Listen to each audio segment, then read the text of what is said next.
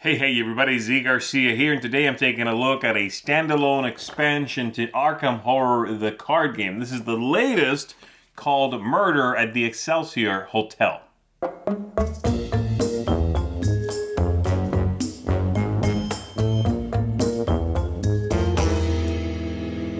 In this story, which you can play in standalone mode or you can play as a side story in your ongoing campaign, you are going to be summoned to the Excelsior Hotel with the promise of information about mysterious happenings going on at that hotel. But very quickly, of course, in typical Arkham Horror fashion, things are going to go wrong. And a story will come forth from that. One that could go a few different ways, depending on setup in the game, and of course, depending on what you do in that game.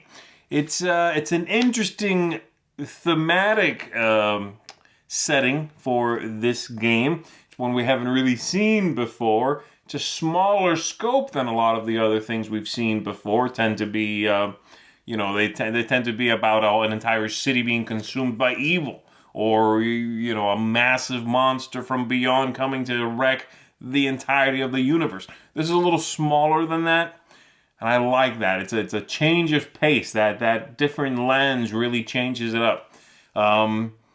So, before I get carried away too much more, let's go ahead and take a look at the table. I'm going to show you just briefly what comes in it, and then I'll see you back here in just a few minutes.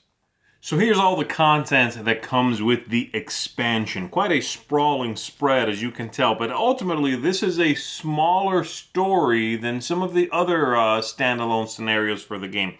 Certainly smaller both in scope and content and sort of play length than Guardians of the Abyss, which I just reviewed not too long ago.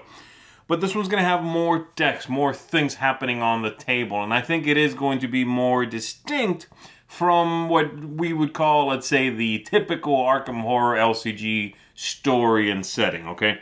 So you're going to have, in this one, you are going to begin at the very top with something that happens and you find yourself holding, or a lead investigator anyway, holding this blood-stained dagger right off the top. You are going to be moving around locations trying to discover what happened, very much clue-based. Certainly some enemies are going to show up, but a lot of them are going to be aloof. And so that's a big part of this scenario. And another big thing is a lot of those characters will be collecting tokens onto themselves. Another big part of what's going on here, all right? I'm trying to not tell you too much so that I don't spoil anything. One thing I will tell you, the game sets itself up so that you're not quite sure what the ending is going to be, and you can have one of several different combinations of things that can happen at the end. Mainly, the bad things that are happening in the story are going to be decided by having, from these 5 cards, of which I will not show you the other side, but they are, let's call it, the reasons as to why bad things are happening. And you'll have all sorts from, possession to big baddie monsters to aliens to whatever, right? Those kinds of things. 2 of these are going to be selected randomly at the beginning of the game. And based on those 2, if you make it far enough in the story anyway, the ending of this tale will be very different, okay? Certainly thematically, but mechanically as well, depending on what is going on, what you discover, what it turns out to be the actual, let's call it whodunit, then the story is going to go one way or the other. I like that quite a bit. I think it's very interesting, it's very engaging, and it's a nice way to add replayability to something that otherwise would have really low replayability, especially once you are aware of what the locations say on the other side. They're real specific.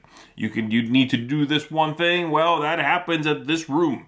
You just go there and do it. Once you've done it one time, you know it's there, right? And so I think having these be different, having the third act, let's say, be different is very important to this game. So there you go. That's basically what is going on. The feeling of this one is going to be very much like reading a short story, a little detective story. The moments in that story fall out of sync with where you are playing on the table in the story at some points, which is unfortunate, and I assume extremely hard to get right, but it does happen. You know, you have somebody knocking on your door when you're already no longer in that room. That sort of thing. It just falls out of sync a little bit. But overall, very much about what's in here and not just what's going on the table, which I find really engaging and interesting. And it's such a different setting too. This one, you know, this contained space that they've chosen to set this in is very different from a lot of just, you know, the game in general, but especially the side stories, you know. We've certainly had some scenarios in the past based inside of buildings. It happens plenty. But the side missions, right, these standalone scenarios usually have a bit of a bigger scope than this one does. They are world trekking. You're jumping from one entire location to another. So this one's a change of pace when it comes to that, and I like it. This feels distinct. This feels, to me, like someone who's played the game and then thought, I want to come up with my own story using this mechanical system, and then went off and did that. So I enjoy it. Again, I don't know if that's actually true, but I like that about it. All right, well, let's go ahead and go back up top. Let me solidify some of these thoughts and tell you ultimately my ranking for this expansion. Alright, so there it is. I just recently reviewed Guardians of the Abyss as well, the previous standalone scenario right before this one, this being the latest one. And I like Murder at the Excelsior Hotel a little bit better, as you'll see in my score in a moment, but it's also a little smaller, and I don't mean that in scope, I mean that in actual content, okay? There is more content in Guardians of the Abyss. This is, if you're getting just one, and you want to get the most bang for your buck, you're not necessarily swayed by one story or the other, you know, then Guardians of the Abyss is better bang for your buck. There's more here. This is an interesting side trip, certainly more distinct than what comes in Guardians of the Abyss, but it's also smaller. All right, so let's go ahead and break it down. So, I'll just go right down the list here. The theme is different from the usual stories that are contained in this game. It is smaller. It's a more focused setting. It feels like a proper side mission. I like that.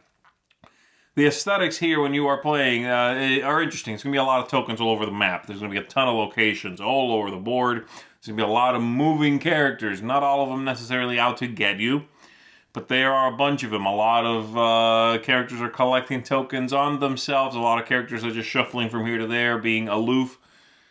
Be aware that if you are the kind of person that you've found yourself to prefer the scenarios that aren't sprawling and are a little tighter on the board, that don't feel like just a board game with a bunch of cards all over the map, but actually a card game, this one might be overwhelming, okay? So be aware of that. I myself found all of that spread to slow down the action for me because I wanted to make sure I wasn't missing anything, you know what I mean? So there you go. Replay value here is good. The story beats get a little wonky. They fall out of sync, like I said. You know, you might have somebody says something or does something, you're like, well, hold on, that doesn't work in the timeline anymore, but not that big a deal. But it's cool. There's a bunch of branching paths. You know, it feels... Part of it feels like a choose-your-own-adventure story, though you're not choosing in the moment. It's like you made that choice already, right? Where you get to... You're leafing through the book, and they're like, okay, well, if you did this, go here. If you did this and this, go here. You know, that. I like that. That feels like I'm getting my own story, even though I'm not, right? But I like that illusion of... Ooh, this is special for me right now. The game arc, again, is a little messy when it comes to timeline, but it's got great escalation, and the things progressively getting worse. You trying to... It's so thematic. It's all about what's going on in the story. It's about, you know, you can play different ways, right? You can just go all out get out of my way. I'm on a spree here. I need to barrel towards whatever answer I'm looking for. You can play that way. You can play cautiously. You can try to do a lot of parlaying with characters in the story. And all those choices, I think, are going to come from you thematically. If you get into the story, what you choose to do in that moment. That's cool. I think it really lends to the game arc. It works well. Ease of play, again, depends on how comfortable you are with dealing with so much on the table. Lots of tokens, lots of aloof characters, lots going on, lots to manage. It's a little much. It gets a ding from me here. And then lastly, tactics and strategy and luck. Yeah, all those choices that do feel story-driven, that's neat. I enjoy that a lot. So, ultimately, like I said, I think there's more content in Guardians of the Abyss than there is in Murder at the Excelsior Hotel. But I think Murder at the Excelsior Hotel is more, it's just more interesting. It's more distinct. It's more outside the norm for Arkham Horror LCG than crazy beasties in another dimension in Cairo, right? This is more outside the box when it comes to this setting. And so that's why I like it. I also just like the story. I like the branching paths and all that stuff. So this is going to get an 8 out of 10 from me. If you have not seen, by the way, my review for this one, you should go check that out so you can hear what I think about this one a little more specifically. Certainly, both are worth it. I think they are handled with care. They are really well made and engaging. And ultimately, the choice here is, which theme do you like better? And do you want to prioritize an interesting, distinct story or big, crazy cosmic horrors with a little more content, a proper 2-part story over here, right? So there you go. Murder at the Excelsior Hotel, 8 out of 10. Once again, from me, that's a seal of approval, folks. Check it out. And that's going to be it. My name is Z Garcia. Thanks for watching this. I'll see you on the next one.